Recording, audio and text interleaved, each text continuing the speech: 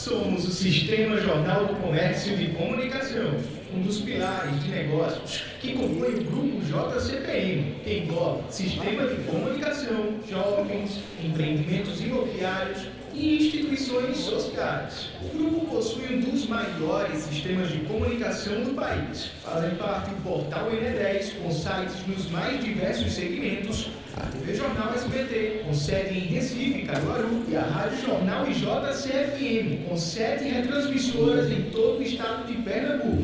Nas redes sociais, somos mais de 12 milhões de seguidores. Se tratando da audiência, o Ené10 está no top 8 dos maiores portais de notícias do Brasil.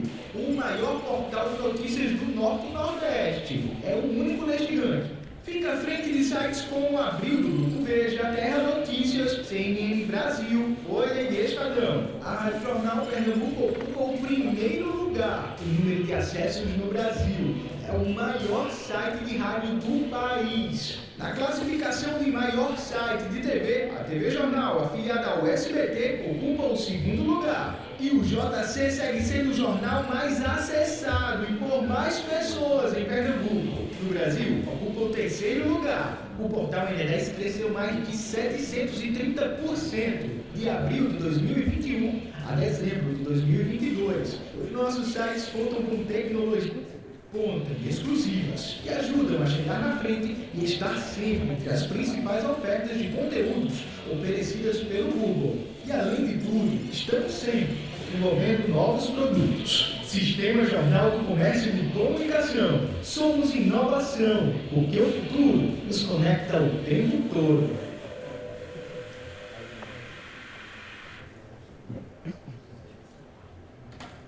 Boa noite, muito bem-vindas todas, muito bem-vindos. É um prazer que vocês tenham aceitado esse convite para esse bate-papo. Meu nome é Maria Luísa Borges, eu sou diretora de Estratégias Digitais do Sistema Jornal do Comércio de Comunicação. Esse vídeo que a gente viu aí é um pouquinho, um pedaço dessa história de transformação digital que a gente vem construindo ao longo dos últimos anos. A gente queria mostrar um pouco delas para vocês. É até muito surpreendente quando a gente sai de Pernambuco, sai do Nordeste e fala do tamanho que hoje nossa operação digital tem. É impressionante como a gente, apesar de tudo que a gente construiu e todos esses números impressionantes, a gente ainda, muitas vezes, fora do estado, fora da região, a gente ainda não é tão conhecido. Então, era importante esse momento para a gente falar um pouco da gente e compartilhar alguns insights de tecnologia e de inovação que nós escolhemos a partir de alguns eventos que estamos frequentando, tipo a South by Southwest, que é o ASXSW, South by para os íntimos, não é? Que foi realizado em Austin agora no mês de março. Também o Web Summit Brasil, né, que foi no Rio de Janeiro, né, há pouco mais de um mês, a gente também estava lá. A ideia é tentar trazer um pouco das reflexões que a gente viu e abrir para perguntas e apresentar a vocês uma figura muito especial que a gente trouxe aqui para conversar com a gente também. Eu sou Mirela Martins, colunista social do Jornal do Comércio e editora do Social. E eu vou começar a noite de hoje trazendo um assunto que foi mais polêmico, mais desejado no South by, como a Mário falou, a gente já pode chamar assim, que é a inteligência artificial generativa. E cada 10 painéis 9 era sobre assunto. E na Rádio Corredor era mais ainda o buzz. E a gente pensa, meu Deus, por que tanta confusão? Por que tanta expectativa? Na verdade, a gente está passando por esse momento de revolução evolutiva, que nada mais é mais uma fase que aconteceu lá atrás, no século XVIII, na Inglaterra, e que teve mudanças disruptivas no sistema de trabalho e na forma que a gente pensa hoje os empregos. Então, nada mais é do que isso, esse novo momento, que também trouxe muitas reflexões e muitas mudanças. Postos desapareceram e postos surgiram. Esse mês saiu num reporte do Fórum Economic que trouxe que até 2027, 63 milhões de postos de trabalho irão surgir por conta da inteligência artificial e 83 milhões irão desaparecer. E aí a gente se pergunta, aonde a gente tem mais oportunidade e aonde a gente tem carreiras fadadas ao desaparecimento por conta dessa revolução que a gente está assistindo acontecer diante de nós. De maneira geral, aqueles empregos que são mais repetitivos, tarefas que são mais mecânicas, tendem a se tornar redundantes no futuro muito próximo. Em compensação, a gente tem grande potencial para novos postos de trabalho, novas posições nas nossas empresas, no mundo de uma maneira geral, como especialistas em IA e em Machine Learning, especialistas em sustentabilidade, analistas de inteligência de negócios e até mesmo operadores de equipamentos agrícolas. São empregos que devem estar em alta nos próximos anos. Em compensação, na outra ponta, a gente tem toda uma gama de postos de trabalho que estão altamente ameaçados, desde caixas bancárias e funcionários relacionados, até digitadores, caixas e balconistas, vendedores porta a porta, jornaleiros. Nós mesmos estamos num sistema de comunicação que há 2 anos optou por ser totalmente digital, então, de fato, é uma profissão que está num momento extremamente delicado, porque os jornais impressos eles tendem a reduzir de tamanho, eles tendem a ficar cada vez mais lixados, e até congressistas e oficiais de justiça também podem, no futuro próximo, ter boa parte das suas rotinas substituídas pela inteligência artificial. E nessa dança de cadeiras, teve um painel de brasileiros lá no South By que chamou muita atenção e trouxe uma reflexão.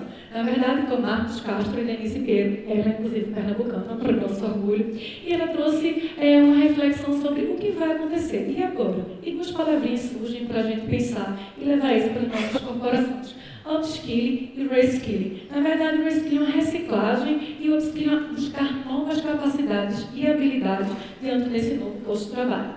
Isso é uma preocupação que tem que estar na cabeça do empresário, tem que estar na cabeça da força de produção também.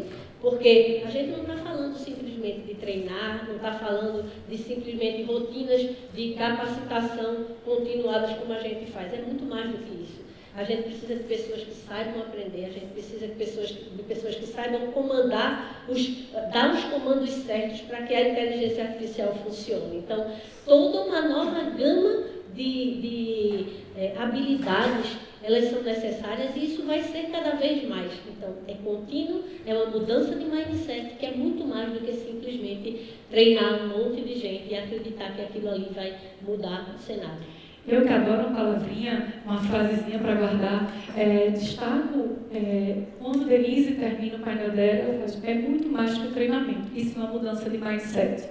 Então é sobre isso mesmo. E aí o grande questionamento quando a gente fala de inteligência artificial generativa meu Deus, que de repente em novembro mudou nossas vidas.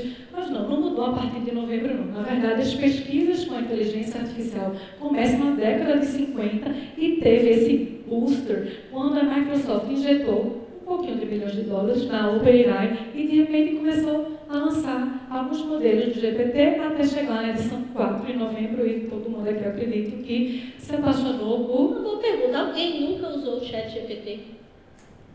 Todo mundo já tô brincou lá orgulhosa. com o comando? Estou orgulhosa.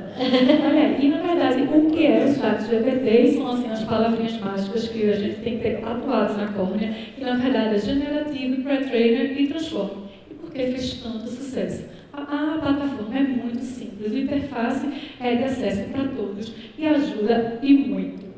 E é bom que se diga, ele não é o único, ele foi apenas o que se popularizou mais rapidamente. Em apenas 2 meses, o ChatGPT tinha 200 milhões de usuários inscritos. Nunca nenhuma aplicação da história da humanidade teve uma adesão tão rápida em toda a história, não só da tecnologia, tá? Aí a gente tem alguns comparativos de quanto tempo cada uma dessas plataformas que estão hoje na vida da gente levaram para ter os mesmos 100 milhões de usuários. O TikTok, que é o segundo na lista, 9 meses. O Pinterest, 41 meses. O Instagram, 30 meses. E o Google Tradutor, que todo mundo usa, todo mundo adora, levou 78 meses para conquistar o mesmo número de 100 milhões de usuários. E aí você deve estar perguntando, gente, ela falou do Google, onde está o Google nisso aí? Boa pergunta. Era a pergunta de milhões de dólares quando a gente andava. Era o grande sumido, né? Isso. No South By, o Google era a ausência mais notável. A Meta também. Isso. A Meta e o Google. E aí veio essa grande questão. Então, por onde anda o Google? Está muito quietinho. Estava. O o grande rival agora do GPT-4 se chama Bard. Bard, ele promete tudo, você vai perguntar, fazer questionamentos e tem um grande X da questão. Você tem todos os gadgets da família Google. Ou seja, você, quando fizer uma pergunta, ele vai lhe responder com imagens do banco de imagens do Google Imagens, com mapas, com os docs, com os drives, e vai mandar pelo seu Gmail. Então, olha aí, que legal, mas nem se anime tanto, porque o Brasil não é um dos 180 países que está disponível por conta de duas questões. Uma é a língua, vamos combinar, com a língua portuguesa não é uma língua tão falada assim, e estamos esperando aquela polêmica não tão conhecida, mas também sempre falada, que é a PL 2630, conhecida como a PL da fake news.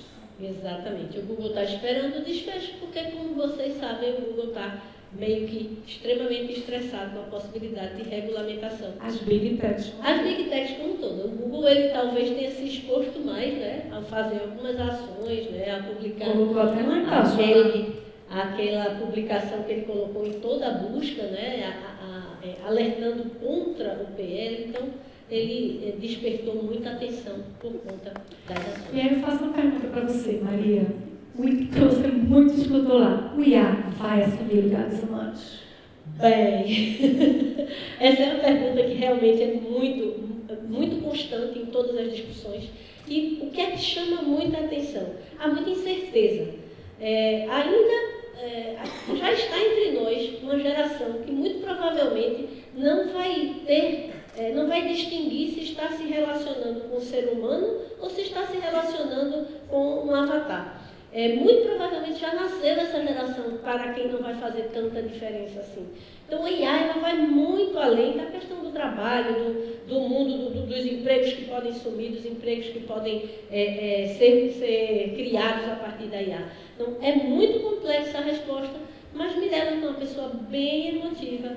Ela tem algumas, eu diria, sensibilidades aí para falar por que eu sou leonina, então a Alessa está dizendo. A gente está tudo certo, porque ela é razão na sua emoção.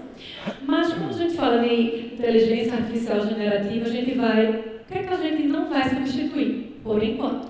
Porque tudo na inteligência artificial a gente tem que colocar esse, por enquanto, na frase, porque tudo muda muito rápido. Para vocês verem, quando a gente foi para o South by, generativa era a palavra que você tinha que usar para ficar legal, para ser cool, para fazer amizade. Já quando a gente chegou no Web Summit, já estava tão antigo, as pessoas já não estavam assim. Um mês e meio depois, 45 dias depois, a gente estava vendo a IA na prática embarcada em um monte de projetos de startup.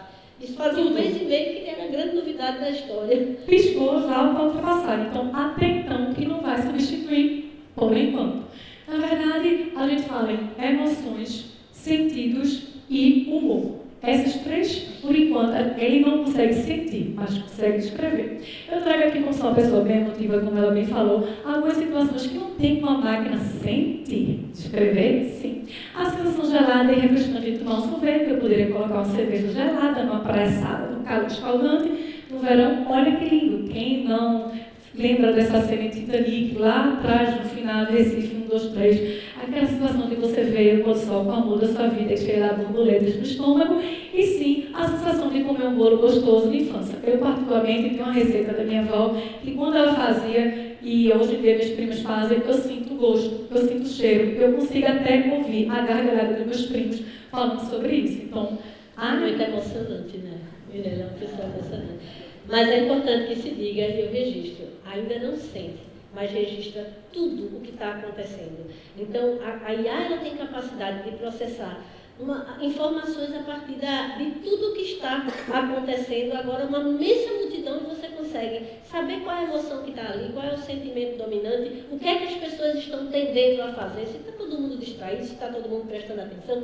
Isso a IA consegue fazer praticamente em tempo real. E essa massa de informação, quem consegue ter, quem consegue analisar, é que vai ter o segredo de como sobreviver nesse tempo. Essa lâmina aqui fez parte da apresentação de Mike Batchel, que era o futurista da Deloitte, e eu fiquei apaixonada pela apresentação dele. Posso fazer Claro, deve, você é minha diretora, mas eu que vou dizer que não. Mirella, ela apaixonou-se por Mike. Pela apresentação de Mike. E eu me apaixonei pela apresentação de Amy Webb. E Mirella passa o resto da vida tentando dizer que Amy Webb atira para todo lado. e que ela tem que acertar alguma coisa, porque quem atira por todo lado em algum lugar. Gente, ela escreveu 600 páginas. Claro, ela é igual vidente, eu faço entretenimento. Então, vidente do final do ano, você tem que colocar que dá acesso. Então, a vidente faz, vai morrer uma pessoa disso. Lógico que vai dar certo, ela vai trazer vários inputs, um vai dar certo. Mas esse desenho de Mirella, apesar do desenho de Mirella, ela diz uma coisa importante, que o trabalho nunca será o mesmo.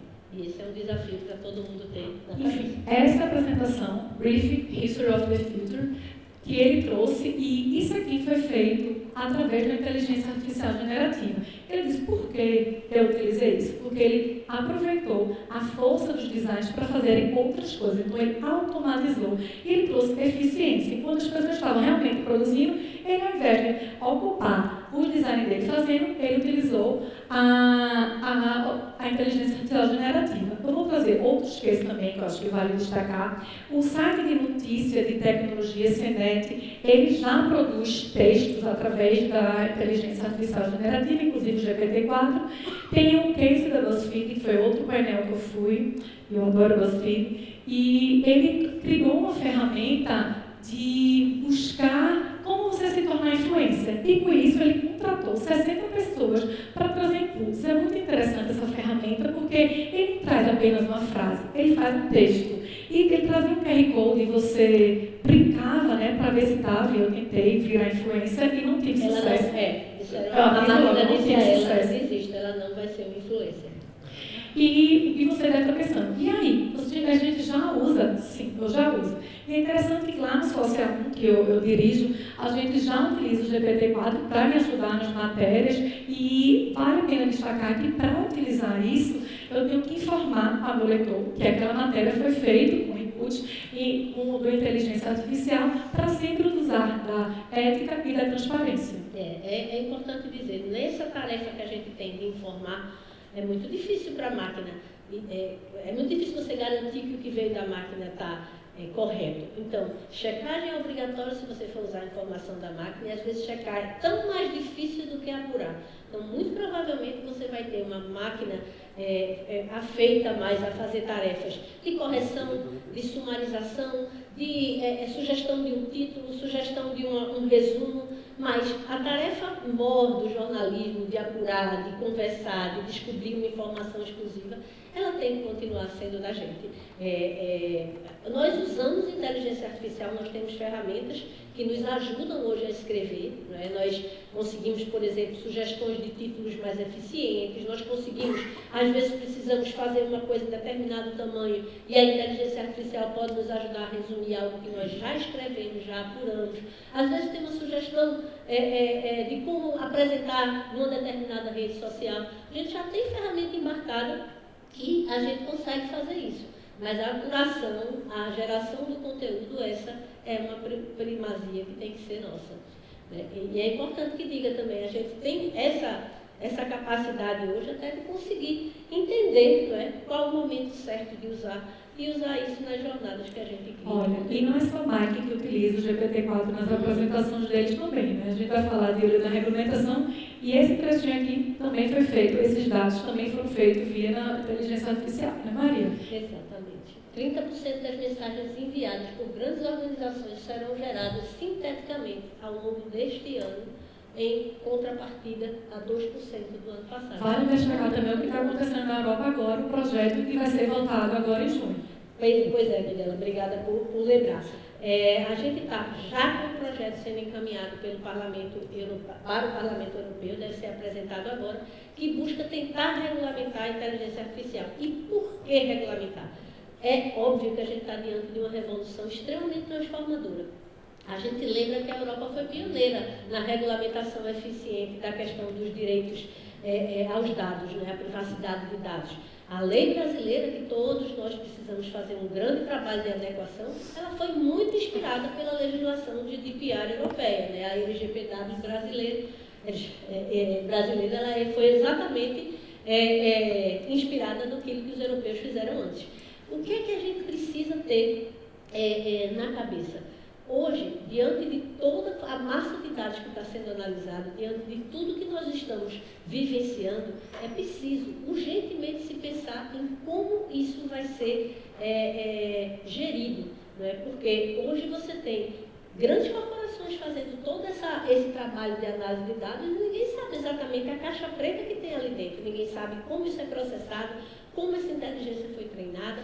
E lembre, a inteligência artificial, 100 milhões de pessoas estão treinando lá o ChatGPT, e se forem 100 milhões de criminosos? A inteligência artificial, ela não é necessariamente boa nem ruim, ela é uma tecnologia, ela não tem bias, ela não tem tendência. Mas se ela for treinada por seres humanos ruins, se ela for treinada por 100 milhões de criminosos, ela vai ser inteligência artificial criminosa. Então, é aí que é preciso se agir, é o risco que a gente tem.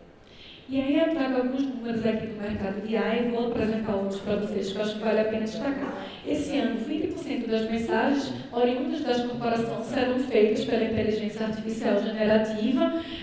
Até 2030, 10% dos dados serão automatizados via inteligência artificial e o mais chocante, surgirão 30% de novas drogas por conta da inteligência artificial generativa. E aí a gente tem que falar de inteligência artificial e tem que falar do risco. Quem está aqui caiu nessa pegadinha do papo? Eu não caí, porque quando eu vi... CBF passou em Direito, na Faculdade de Direito do Recife. Eu já tinha sido desmentida quando eu vi, na verdade, eu demorei a ver. Tem coisa pior, essa foi lá, né? Mas olha, a gente falou aí dos riscos de ter uma inteligência artificial mal treinada, e aí é muito fofinho ver o Papa usando um casaco fashion que Mirella super curtiu. Muito. Pois é, Mirella adorou, acreditou, tudo mais. O Papa Vem Guilherme Navasso e acaba com minha brincadeira. Mas o problema é quando a gente não está falando de brincadeira. A gente pode estar falando de coisas muito sérias, de informações absolutamente falsas. E isso tem que estar na preocupação. Então, o chefe do Departamento de Psicologia da Universidade de Nova York, que ele defende, Gary Marcus, ele defende, por exemplo, que seja criada uma agência internacional nos moldes da Agência Internacional de Energia Atômica. Porque ele acredita que a gente está vivendo um momento tão revolucionário quanto foi a bomba de Hiroshima e Nagasaki em 1945. Então, para ele, é preciso uma intervenção internacional, é preciso que você tenha governos, cientistas, trabalhando em conjunto para regulamentar. Inclusive, ele diz que talvez não tenha sido bom que 100 milhões de pessoas começassem a treinar a inteligência artificial da noite para o dia. Ele defende, por exemplo, que esse teste devia ser escalonado, porque você não sabe as consequências do que está entrando ali, do que está sendo processado e do que é que vai vir depois. Então, basicamente, quem controla o sistema, a gente não entende como ele funciona e cada um está fazendo a pergunta que quer, a contribuição que quer. Então, é preciso haver, sim, limites para esse uso, porque o mau uso, ele é real e é muito fácil de você usar para o mal qualquer uma dessas ferramentas. Esse reporte tem um dado que me chama muita atenção e que me deixou em alerta, que lá no final ele pergunta para CEOs, para pessoas comuns, sobre o futuro da inteligência artificial generativa. E 91% temem isso a médio prazo. Ainda sobre o custo de uso, eu quero trazer uma fala de Condzilla no Web Summit, para quem não é familiar com Condzilla é dono do canal maior da América Latina, e quem ainda não ligou no Minha Pessoa, é na verdade um canal de funk, e é o maior da América Latina. E Condzilla trouxe na sua fala no Web Summit dizendo: eu não sabia terminar uma música, no caso que ele chama Batida. E aí foi o que ele fez, ele colocou a batida na inteligência artificial e concluiu a música. E o questionamento dele e o direito autoral? Quem é o dono dessa música? É a Condzilla? É a Microsoft? Ou é quem fez Quem treinou a IA? É o desenvolvedor? Há um imenso buraco, e é outra pergunta, que é feita e refeita em todos os fóruns de inovação e tecnologia e ninguém sabe responder. A resposta mais frequente é I don't know, porque, de fato, a quem pertence é a pessoa que fez a pergunta como Condzilla, é a pessoa que desenvolveu aquela ferramenta, é a pessoa que treinou a ferramenta, é o dono da empresa que está patrocinando quase 11 bilhões, né, de dólares investidos aí para treinar essa inteligência artificial do ChatGPT. É muita pergunta para pouca resposta. E aí volta para mim, e eu mudo de tendência, trago dado, e acho que está todo mundo na cabeça. Dado é o novo petróleo. Sim, é o novo petróleo. Batido, mas real, né? Batido e real. Você construir dados, montar dados, é até fácil. Difícil mesmo é você analisar e ter eficiência dos dados. Então, outro assunto muito destacado, tanto na South By quanto no Web Summit, é essa utilização dos dados. Né? E As 4 perguntinhas, né? aí, eu jogo para você dessa vez. Tá bom, meu amor. Então, a gente tem algumas informações relativas aos dados que quis trazer para vocês. Até 2026, 82% das organizações vão integrar dados numa IA em nuvem, numa plataforma única. Isso é muito poderoso. Quem é que vai dominar essa plataforma? Eu acho que é a grande resposta, a grande pergunta que se faz. Também até 2026 vão ser gerados 7 bilhões de dados por segundo. E o detalhe, apenas 10% desses dados devem ser dados originais, ou seja, muita cópia, muita repetição. E 200 bilhões de dólares devem ser gastos em tecnologias, em dados e tecnologias, também até 2026. E aí eu As vou... suas perguntinhas daí. Exatamente, minhas As perguntas. reflexões. Minhas reflexões. 4 perguntas eu faço aqui para vocês fazerem na mente. Vocês utilizam dados de vocês na corporação? Qual o grau de satisfação dos seus usuários e clientes estão da sua corporação? Quais as principais reclamações? Como a sua corporação é vista perante seus clientes? Se você não sabe a resposta de uma das 4, é hora de você repensar a sua estratégia. Isso. E rapidamente. Calma, que não começa não. Quer dizer, alguém daqui não conhece essa figura aqui, com esse chapéu, essa texana aqui? Alguém conhece ela? Bem subversiva. Você não fala que você estava no South By, não faça isso. Maria, quem é essa figura? Bom, ela esteve tanto na South by Southwest quanto no Web Summit do Rio de Janeiro. O nome dela é Brittany Kaiser. Para quem não se lembra, ela é a estrela daquele documentário Privacidade Hackeada. Tem na Netflix, quem não viu, super recomendo. Você sai com medo de entrar, desligar o computador, usar o celular. Essa moça foi quem denunciou o escândalo da Cambridge Analytica. E ela hoje, aquele escândalo, né, que vocês lembram, que foi o uso de informações obtidas ilegalmente do Facebook para influenciar tanto as eleições do Brexit do Reino Unido, quanto as eleições americanas de 2016. Brittany, ela foi essa apitadora, né, que denunciou, e hoje ela tem uma ONG que se chama Own Your Data, né? Tenha o controle, né? Tenha a posse dos seus dados. A grande cruzada dela é que dado tem que ser tratado como propriedade. Você tem seu carro, você não deixa abandonado no meio da rua com a porta aberta. Você tem sua casa, você não vai embora e deixa tudo aberto e luz acesa para quem quiser.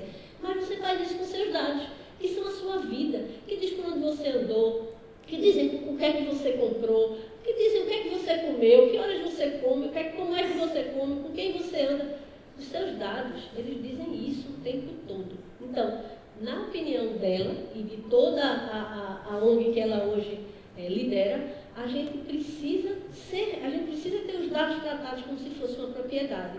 E eles precisam ser cedidos, você precisa ser recompensado por essa cessão, e você precisa ter muita certeza do que é que está sendo feito com as informações que são suas e só suas. Então, se você cuida do seu carro, você devia cuidar muito melhor dos dados que dizem a respeito à sua vida. Ainda sobre o dado, eu gosto de criar um fluxo, eu adoro um fluxograma. E que eu sempre penso assim, você tem seu dado, tá legal? Continua. Tá mais ou menos? Vamos refazer. Não tá? Esquece. A gente tem que aprender a eliminar produto ou serviço e tentar, tudo na vida é teste A e B.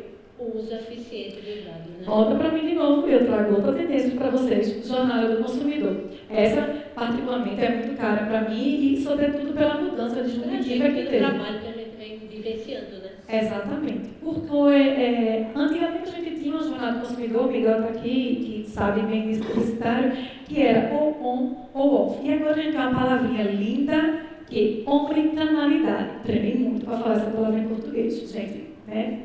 Valorize.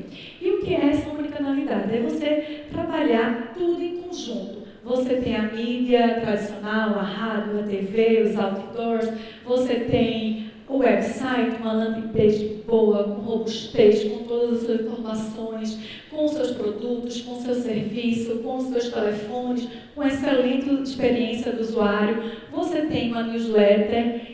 Eu sei que aqui está uma palavrinha que deixa muita gente arrepiada. Olha para Guilherme, ele já fica assim, eu sei que ele não é adepto, mas Neil Patel, que eu particularmente sou fã dele, um especialista em SEO da Inglaterra, ele diz que o website e newsletter, sobretudo essas duas plataformas, você é dono da sua plataforma. O outro de rede social, podcast, você não é dono, então você tem que aproveitar que você é dono e dar todas as informações, dar o seu melhor. Se 1000 pessoas, você manda um e-mail para 1000 pessoas e 100 respondem, 100 abrem, essas 100 pessoas são seu cliente fiel. Guarda essa palavra, lealdade, que vai valer $1 milhão já já. Eu confio. Pois é, e essa jornada, uma coisa importante é que você precisa, ao conhecer seu cliente, saber exatamente aonde apostar. Você tem um caso muito interessante da influenciadora do Instagram, que estava tentando mudar o foco e terminou não conseguindo. Eu fui para um painel de marketing no South By, que era uma jornalista do Sudoeste Asiático. E ela disse que o negócio dela, ela tentava muito, gastava muita energia no Twitter e no Instagram. E aí, cada vez mais ela subia no Instagram, ela gastava muito tempo no Twitter, e toda vez o Twitter baixava, diminuía, ela não sabia o que fazer. E ela gastava o dia todo dela fazendo Twitter. E foi o que ela fez, analisou dados, aquilo que eu falei um pouquinho atrás.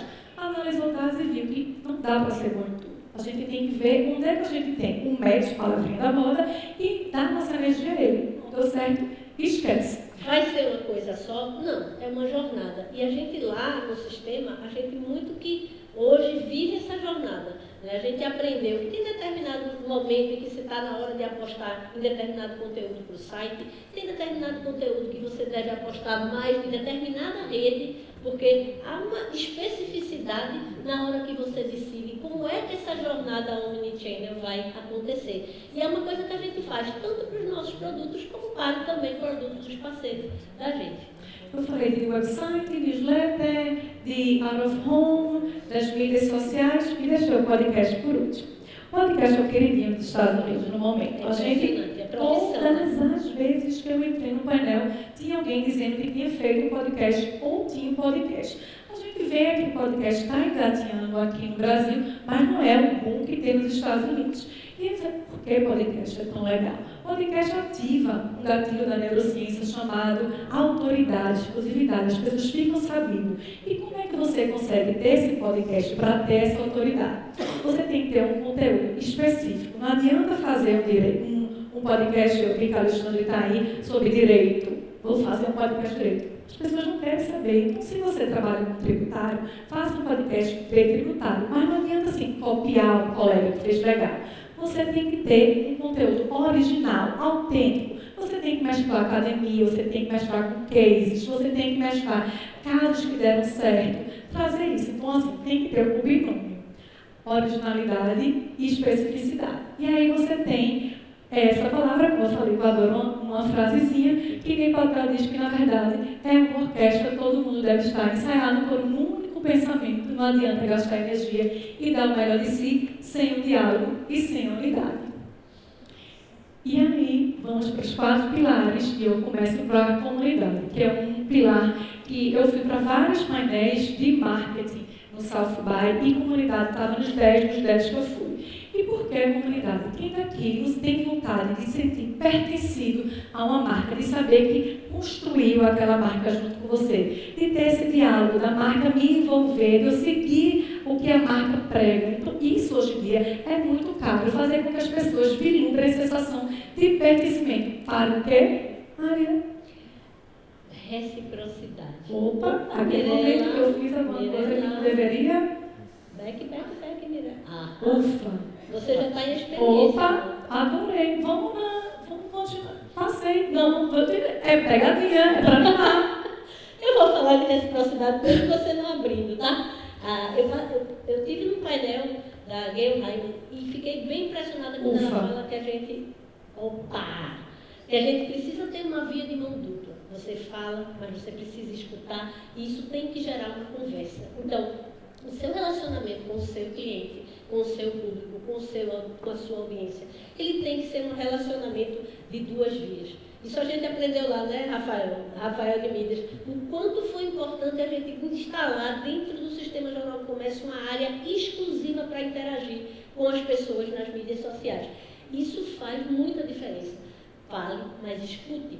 Use os inputs para melhorar o que você está fazendo, o seu produto, a sua marca, a forma como a sua marca se comunica. Então, essas duas vias, ela é obrigatória no mundo atual. O terceiro pilar, que para mim eu adoro, é experiência. A gente vive um momento que a gente não basta vender um produto ou vender um serviço. A gente tem que criar essa conexão. E a gente cria conexão criando experiências, memória, sentimento, emoção. E para isso a gente vai criar o quê? Lealdade.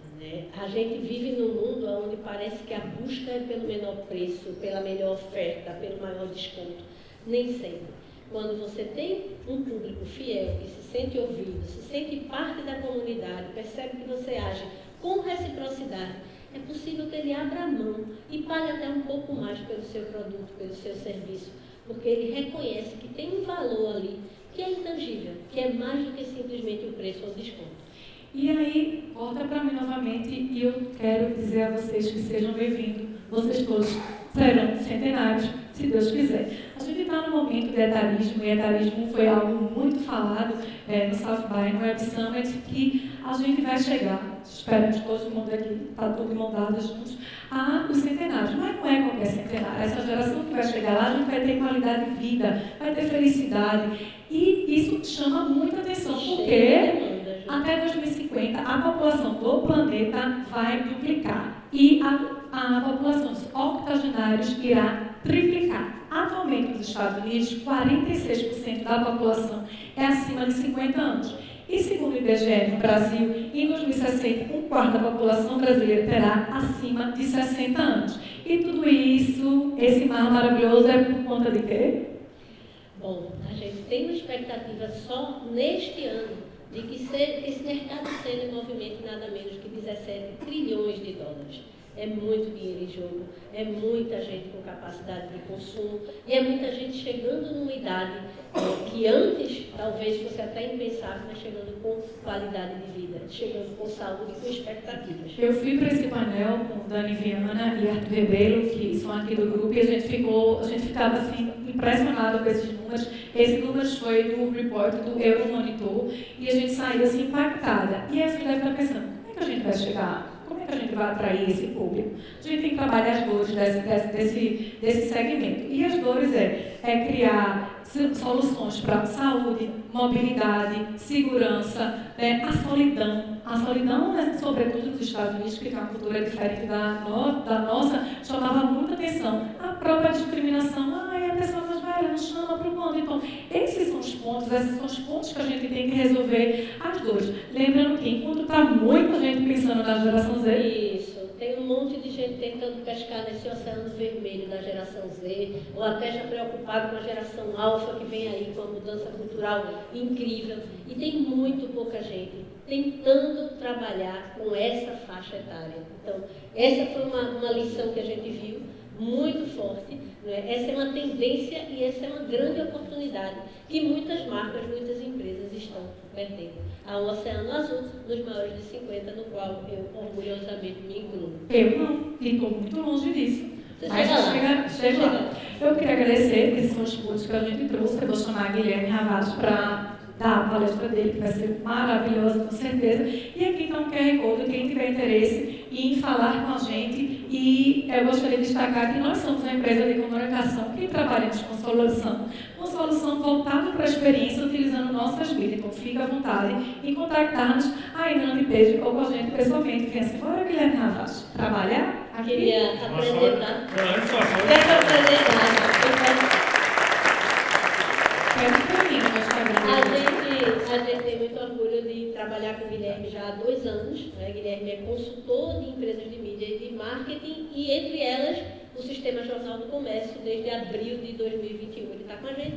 Destaque que você é a primeira pessoa dele, A Leonina Mirella pede que registre que o primeiro núcleo de conteúdo aonde o projeto de intensificação do digital, de montagem de um fluxo totalmente diferente de produção começou, foi no blog Social 1, do qual ela é a líder. E Guilherme também é colunista do Valor Econômico e tem alguns achados aí para compartilhar com a gente. Fique à vontade, Guilherme. Bom, primeiro, boa noite. A gente falou de comunidade, né? Eu já me sinto na comunidade de Recife, assim, eu sinto falta da comunidade de Recife, tem o 2º ano que eu venho para cá, né? A gente começou o projeto na pandemia, adoro cartola, adoro carne de sol, adoro feijão verde, então é muito importante essa questão da comunidade. E sempre que eu venho para cá eu me sinto em casa. O que eu vou tentar fazer aqui hoje? A gente falou de inteligência artificial, como ela tem impactado, né? Os grandes números dela, mas como isso impacta na prática o seu negócio, como isso pode mudar a maneira que você trabalha e a maneira que seus times trabalham, seja no governo, seja setor de varejo, a gente tem várias pessoas aqui de varejo, de inovação e assim por diante. Bom, quando a gente ouve, né, lê as reportagens, fica parecendo que o fim do mundo está próximo, né? Ou o mundo vai ficar ótimo, ou o mundo vai acabar, graças à inteligência artificial. Mas talvez a grande questão que a gente tem aqui é a questão do tempo e da transformação que vai ser necessária para que isso de fato pegue na empresa. Eu costumo dizer que a inteligência artificial hoje vive o momento do iPhone. O que é esse momento do iPhone? Em 2007, né, quando o iPhone foi lançado, a gente não imaginava que o iPhone teria o impacto que ele teria. Isso foi revolucionário por várias razões. Aqui vocês veem, por exemplo, a quantidade de câmeras fabricadas, né? As câmeras que a gente usava para fazer foto no filme, mesmo depois digitais, e o que acontece depois que entra o telefone celular. Isso não aconteceu da noite para o dia. Isso teve um processo, né, de adoção, e esse processo levou bastante tempo. E eu sempre falo para as empresas, eu tenho visitado, né, conversado com várias empresas, e eu percebo muita ansiedade, né? O ChatGPT aconteceu e eu não mudei o meu negócio ainda, meu negócio vai ser destruído no site, né? Eu vou em publisher, eles falam assim, meu negócio vai acabar. Agora, as minhas páginas estáticas lá, que tem texto, vão desaparecer, porque vai ser tudo dentro do ChatGPT. Eu falo, gente, vocês percebem que 2 anos atrás, vocês estavam me perguntando por que ia acabar o meu negócio com o metaverso? E hoje a gente vê todo mundo, talvez seja uma palavra muito forte, mas diversas empresas tirando o pé do acelerador quando a questão é metaverso.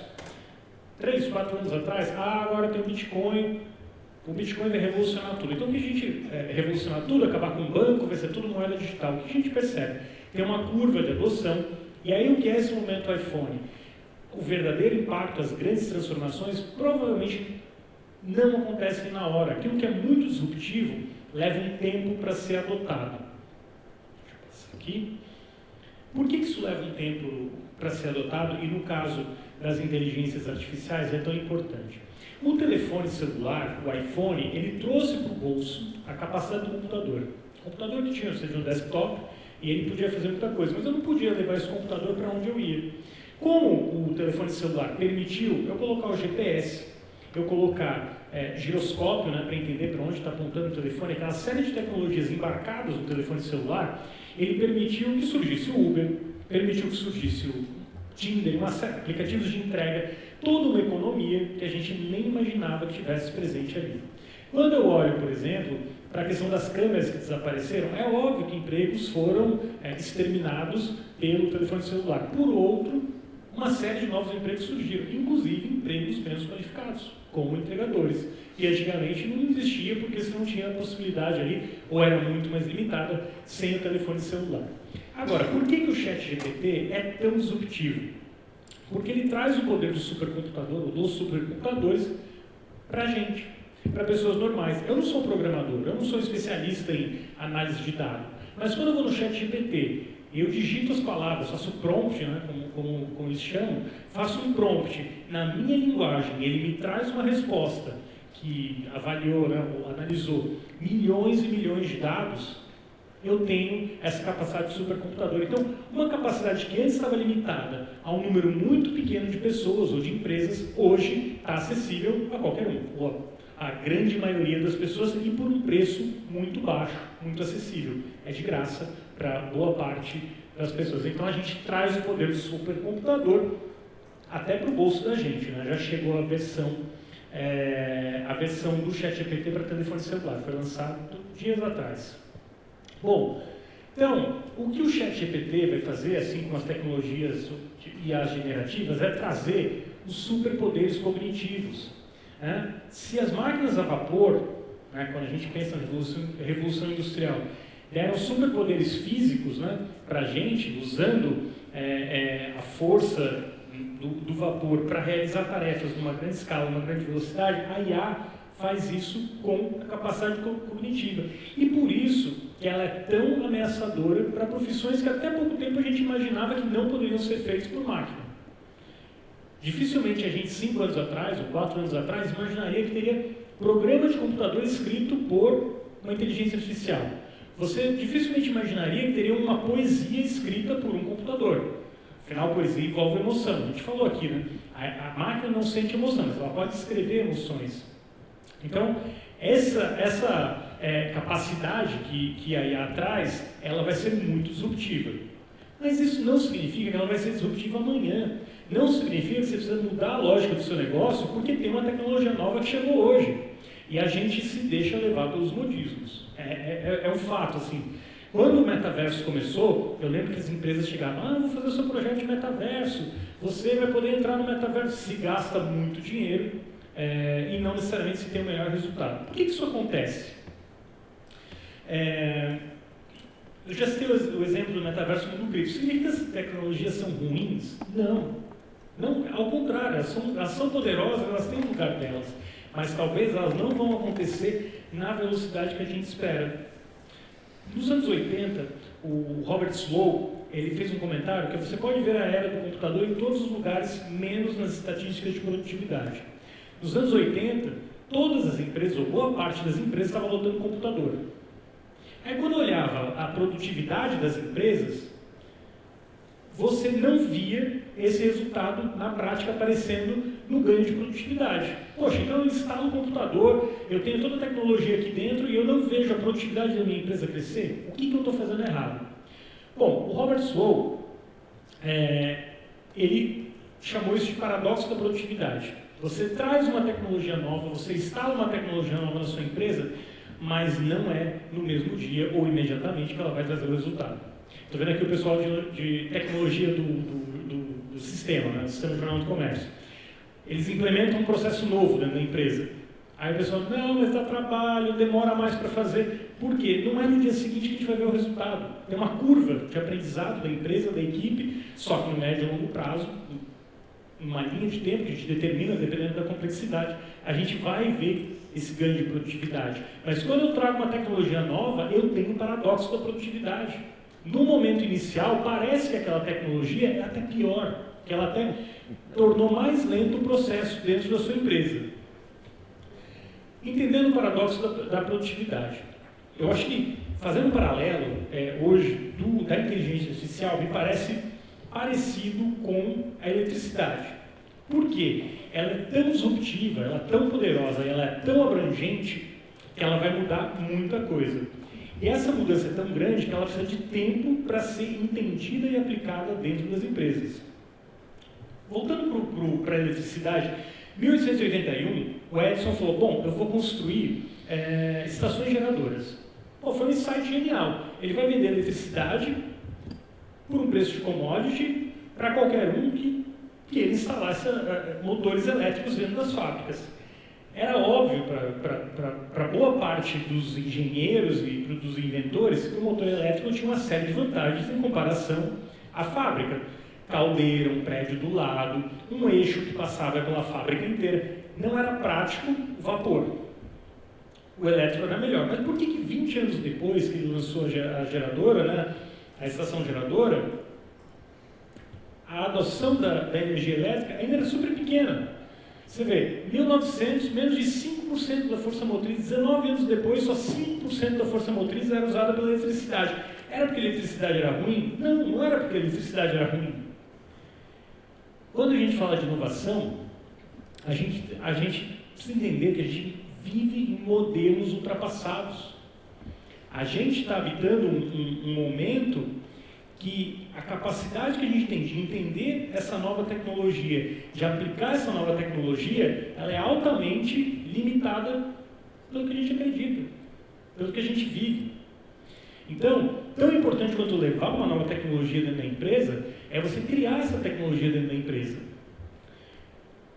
Motores a vapor.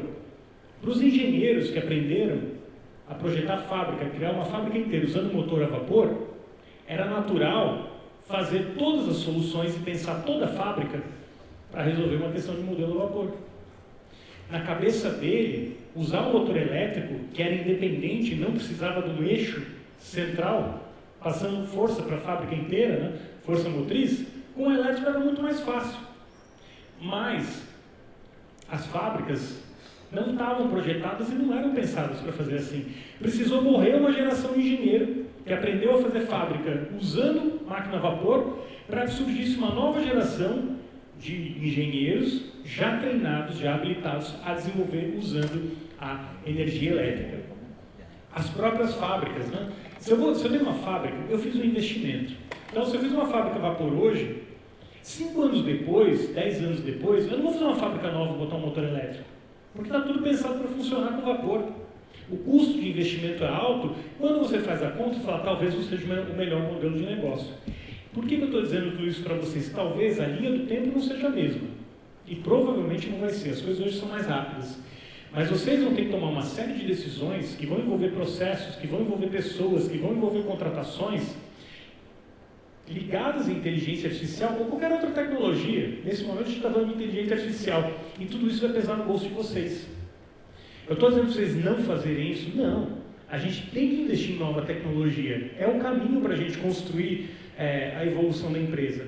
Mas as coisas têm que ser feitas de maneira cautelosa. Talvez seja a melhor palavra. Bom, e aí isso exige uma mudança de perspectiva. Não adianta mudar a tecnologia sem mudar a cultura da empresa. Não adianta trazer a tecnologia sem adaptar as pessoas que você tem no seu time para essa tecnologia. Por isso que eu gosto de time jovem, por exemplo. Eu acho que uma empresa tem que ter pessoas jovens. Ah, por quê? Você paga menos? Não, não é porque paga menos. Você também, eventualmente, uma pessoa jovem pode ganhar menos, mas é porque você traz um frescor de ideias, um frescor de olhar que talvez a sua organização não tenha. Esse mix de pessoas jovens com pessoas mais experientes faz com que a sua empresa seja mais diversa, mas também que ela esteja mais apta a adotar essas novas tecnologias. Hoje, eu trabalho com redações e a gente pega uma molecada chegando e fala assim, eu não gosto de TikTok. Não gosto de TikTok, não uso, isso é coisa de adolescente. Quantos anos a pessoa tem? 20, 22. E já não usa TikTok. Só que TikTok é uma plataforma importante para o negócio que a gente faz. Então já estamos mudando aí de geração de novo. Mirela, você Pode falar? Licença, eu estou tão apurada que eu e você, a gente... Tá? Não, já foi. Opa! já foi. Aqui. Ele obedece mais aí. Bom, a consequência da adoção de motores elétricos. A gente arrumou com fábricas mais limpas e seguras, mais eficientes. Obviamente as máquinas não precisavam ser usadas o tempo inteiro. Eu estava usando uma estação de trabalho, quando eu terminava eu parava de usar essa estação. Se eu usasse uma fábrica a vapor, caldeira, o dia inteiro funcionando, dia e noite funcionando essa máquina, cara para operar. A máquina elétrica trouxe mais liberdade. Só que à medida que ela traz mais liberdade para as pessoas, você precisa de um funcionário diferente. Você sai do modelo de volume, que eu tinha que ter um monte de funcionário para atender o meu dia a dia, e eu tinha que ter funcionários mais qualificados. Qualificados para operar uma máquina que era independente, que era a máquina elétrica ali da estação dele, do posto de trabalho dele. E a gente, com o ChatGPT, o que vai vir em função dele, vai ter que ter esse tipo de funcionário, esse tipo de profissional também. A gente está vivendo um momento em que a gente vai ter que ter pessoas que tenham capacidade de independência de tomar decisões, cada vez mais. Independentemente de ser gestor, de ser gerente, de ser diretor, essa capacidade ela vai ter que ser incorporada e cada vez mais utilizada. E de novo a gente volta para a questão da cultura da empresa. Você pode chamar de comunidade também. A sua empresa é uma comunidade. Você reúne pessoas, você cria laços com as pessoas que estão ali. Então, toda essa questão que a gente está falando aqui conecta com tudo que a Mirela e a Maria estavam dizendo, de comunidade, de etarismo, dessas relações que vão ser construídas em função da tecnologia. Então, os impactos do trabalho, eles são óbvios, né? Os salários médios dispararam. Isso eu estou falando de quase 200 anos atrás, né? Não, mais de 100 anos, perdão, 130 anos. Trabalhadores treinados poderiam usar a autonomia que a eletricidade lhes dava. Essa autonomia que se ganhou com a eletricidade vai vir também com a inteligência artificial. E assim como aconteceu com as fábricas, que isso passou a ser adotado de uma maneira mais frequente, também deve ser adotado com as novas tecnologias. Eu estou falando de inteligência artificial, mas eu também acho que o metaverso vai ter seu lugar. Eu também acho que o blockchain vai encontrar o seu espaço. Talvez não da maneira que a gente iniciou, pensou. Aliás, provavelmente, não vai ser nada do jeito que as pessoas estão falando aqui. Eu gosto muito dessa frase do Niels Bohr, né, que ganhou o Prêmio Nobel de Física, porque as previsões são muito difíceis, especialmente se forem sobre o futuro. É difícil a gente saber o que vai acontecer e provavelmente vai acontecer diferente. Quando o iPhone foi lançado, em 2007, o que a Nokia falava? Não vai dar certo. Por que não vai dar certo? Se o telefone cai de 1 metro de altura, ele quebra. E as pessoas não querem um telefone que quebre quando cai de 1 metro de altura. O iPhone não vai dar certo porque ele é caro. O iPhone não vai dar certo, dizia BlackBerry, porque precisa ter um teclado. O iPhone não vai dar certo porque ele não é criptografado, como era a comunicação do BlackBerry. Só que a gente percebe que elas estavam erradas, primeiro por não entender para onde o mundo estava caminhando, mas talvez naquele momento ninguém soubesse ao certo. Só que eles não conseguiram acompanhar o surgimento das novas tecnologias. A BlackBerry e Nokia, que eram gigantes. Quem viveu essa época aqui sabe que BlackBerry era o telefone favorito de qualquer executivo. Bom, então a gente aqui tem as tendências da Gartner, né? E a inteligência artificial generativa estava aqui nessa lista de 2021, gente. 2021, ela estava aqui, no meio. Ninguém imaginava que ela ia ser o estouro que ela está sendo hoje.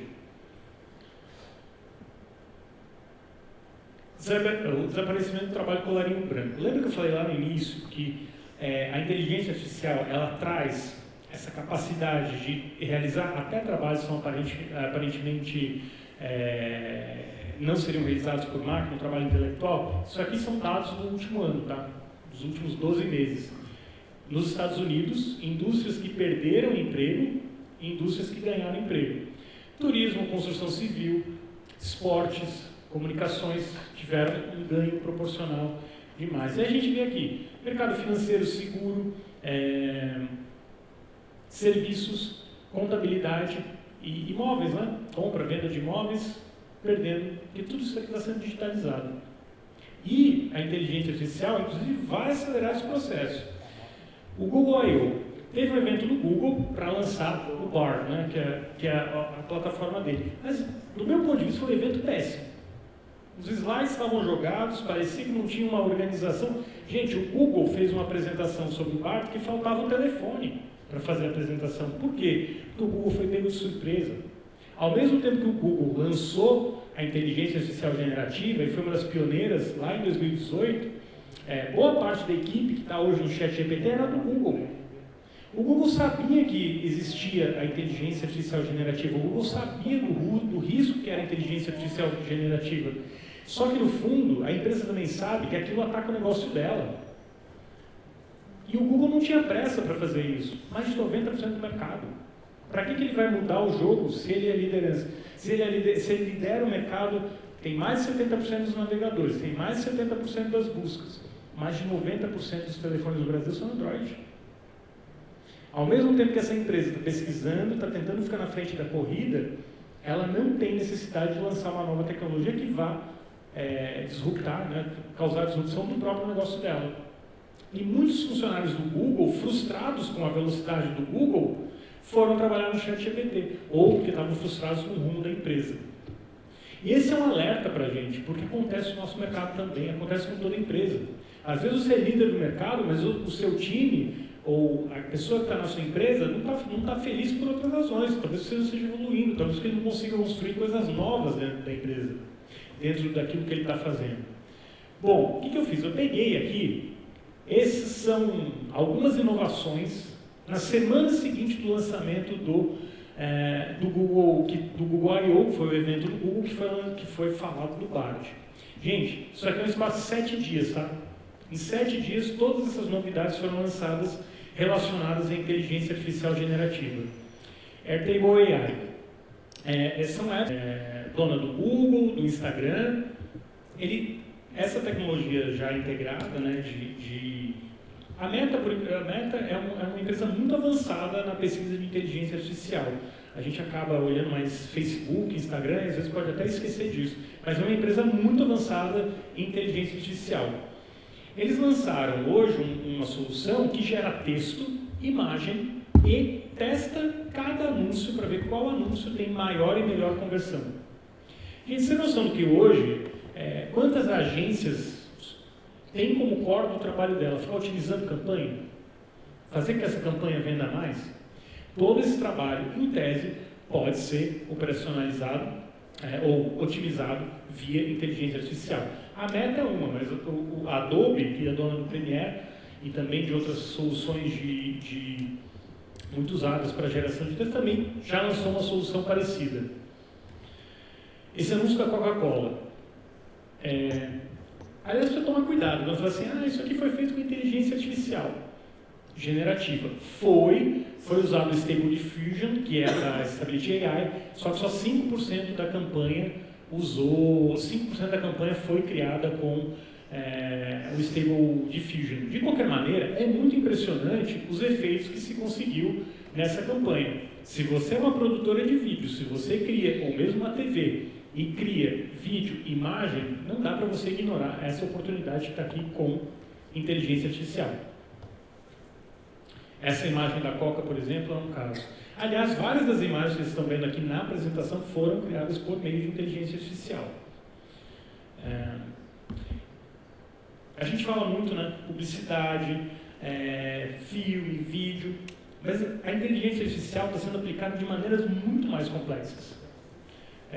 Eu digo que é o boring stuff, mas o governo americano, o que ele tem? Uma série de informações que vêm de diferentes plataformas. Casa Branca, Exército, Força Aérea, Marinha. Imagina a quantidade de dados não é gerado todo dia. Está faltando munição em alguma base? Tem algum risco terrorista vindo de um país na África, no terceiro mundo, seja onde for? É uma quantidade de informação imensa. O que o Donovan War faz? Ele é basicamente uma inteligência artificial generativa que rastreia todos os dados do governo americano para gerar relatórios e tentar encontrar insights usando Large Language Model, são grandes modelos de dados para classificar tudo isso, até usando dado não estruturado, dado não organizado, para gerar respostas para o segmento. Uma empresa que, a Palantir, bastante usada pelas agências de segurança, não está preparada para fazer isso. Foi uma empresa jovem, mas que já vem sendo ameaçada pelo Donovan aí da Scale AI. Então a gente também percebe que essa implementação da inteligência artificial ela não se limita a áreas criativas ou só no escritório. Eu estou falando isso do governo americano, mas pode ser o governo brasileiro. Pode ser uma prefeitura, pode ser fórum, pode ser... As aplicações, a capacidade de ler grandes volumes de dados e gerar insights é muito grande quando a gente fala de inteligência artificial.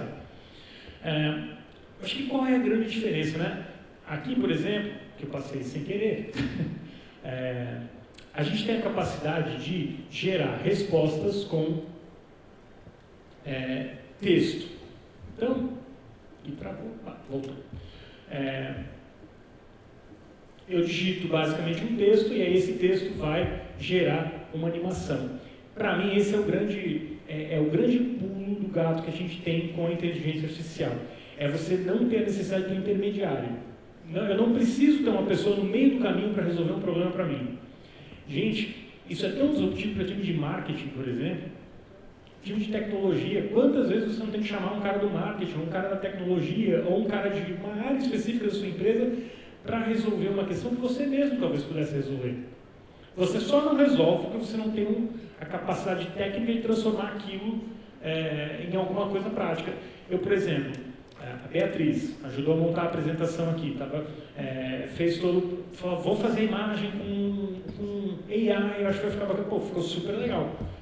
Mas a Beatriz hoje não, mas futuramente, ela vai ter que pensar qual é o papel dela dentro dessa apresentação. Se for só fazer o design, vai ser pouco. O design no sentido clássico da palavra. Mas se ela encontrar um papel de agregar na história, trazer novos dados, como ela fez aqui, foi ideia dela acrescentar imagens geradas por inteligência artificial nessa apresentação. A apresentação ganhou valor. Então, assim, os profissionais não vão desaparecer, não vão perder valor. vão até ganhar mais valor. Só que é óbvio, ela vai ter que ter algum conhecimento de inteligência artificial, ela sabia onde encontrar o resultado, assim, ela agregou valor ao meu trabalho. Não é que a inteligência artificial vai acabar com o trabalho do designer, mas esse designer tem que ser capacitado. Não adianta ter um fazedor lá dentro. Tem que ter alguém que pense o negócio com a gente. Agora, é importante destacar, né, que o ChatGPT já tem uma série de concorrentes, com capacidades, inclusive, enquanto o ChatGPT eu posso ter uma entrada de 32 mil tokens, né? No Anthropic eu posso ter 100 mil tokens. É uma capacidade bastante superior. Mais que isso, o Claude, que é a solução aqui do Anthropic, ele é capaz, por exemplo, de pegar um podcast de 3 horas e transcrever todo esse podcast em segundos. E até gerar insights a partir desse podcast. Eu pego 3 horas de gravação, transformo aquilo num texto e aí eu digo para a inteligência, bom, agora sumarize ou resuma toda essa apresentação, todo esse podcast. É impressionante, eu não preciso mais ouvir 3 horas de podcast, talvez eu tenha um resumo. Agora, se você trabalha no judiciário, por exemplo, processos gigantes, né, laudas, assim por diante, será que você não pode usar a inteligência artificial para destacar os principais pontos de todo aquele processo? Agora, a gente sabe que a inteligência artificial também tem o que a gente chama de alucinações. Ninguém sabe como resolver, e ninguém sabe se um dia será resolvido. Da mesma maneira que a inteligência artificial cria respostas, ela dá as respostas erradas com a mesma confiança de que dá uma resposta certa. Então, assim, eu por exemplo, pedi para o ChatGPT fazer a minha biografia. Eu acho que eu sou primo da Irene Havashi, né? Aí entrou a história, a bio da Irene Havashi junto com a minha, e aí ficou um negócio maluco, assim, que eu era ator e tudo mais. Só que para a inteligência artificial aquela resposta estava certa. Mas eu não sou ator. Bom, o Hugging Face Agent é um outro tipo de inteligência que também concorre com o ChatGPT, rival do ChatGPT, só que é um ChatGPT com esteroides, porque ele tem o AutoGPT, então ele vai criar agentes autônomos para resolver problemas que existem dentro do mercado. Vou dar um exemplo. Eu estava no SXSW e aí veio um rapaz de uma empresa especializada em notícias. Ele falou assim, eu tenho a solução para fake news. Cara, solução para fake news? Como assim? É tão difícil combater isso? Ele, não. Eu falei, mas agora com a inteligência artificial, você vai falar que você tem uma solução para fake news, vai gerar um monte de resposta falsa, a imagem do Papa, como a gente viu aqui, né? Ele falou, não, é porque eu vou usar os meus robôs, os meus agentes autônomos para descobrir o que é fake. Ou seja, eu vou resolver o problema da AI usando AI. Então, assim, hoje, quando a gente olha a maneira, né, que o ChatGPT respondeu ao Bard, tem uma corrida frenética dentro do mercado de inteligência artificial, não só para ganhar mercado, né, mas também para garantir que você tenha soluções que ganhem mais adeptos. Hoje a gente está, como era a guerra dos navegadores, né, Chrome contra o Firefox, tinha na época, teve Safari, assim por diante, a gente também está numa guerra de navegadores, do Explorer, que tinha na Microsoft, a gente está numa guerra do ChatGPT, para ver quem ganha mais mercado. Essas empresas estão todas perdendo dinheiro. Ninguém ganha dinheiro com o ChatGPT por enquanto. Não as bigs, né? Não o Google, não a Microsoft. Então, quando o Google lançou o Bard, o ChatGPT, então o Google colocou ferramentas do Bard, né? Do Bard, junto do navegador, do Chrome. O ChatGPT disponibilizou os plugins. O Google deu a habilidade para codificar, né? Aí o ChatGPT veio com o interpretador de código. Acesso gratuito à web e aí a navegação dentro do web. Então, é uma corrida frenética. Isso a gente está falando no espaço de semanas, tudo que aconteceu nessa guerra entre Microsoft e Google. Não é mistério por que a Microsoft e o Google são os dois grandes players do mercado nesse momento, porque eles têm uma capacidade computacional imensa. Então, você precisa da Azure, lá no caso da Microsoft, você precisa do Google Cloud, só que é uma fortuna de processamento. Cada pesquisa que a gente faz, aquela resposta que você tem ali na hora, foi processada por muitas máquinas. E isso é extremamente caro. Agora, o mais surpreendente é você ver uma empresa do tamanho do Google, que lucra bilhões por mês, né? Dizendo, num documento interno, que eles estão super preocupados que o ChatGPT, o Bard, podem ser copiados por código aberto. Hoje, empresas podem pegar código aberto e desenvolver soluções extremamente complexas, como a Microsoft e o Google, por uma fração do custo que essas empresas têm. Onde talvez esteja a grande oportunidade, né? Ontem, a NVIDIA, hoje, né, subiu mais de 20% as ações da NVIDIA, basicamente porque se descobriu, ou a NVIDIA falou, né, que ela prevê disparar a venda de produto dela.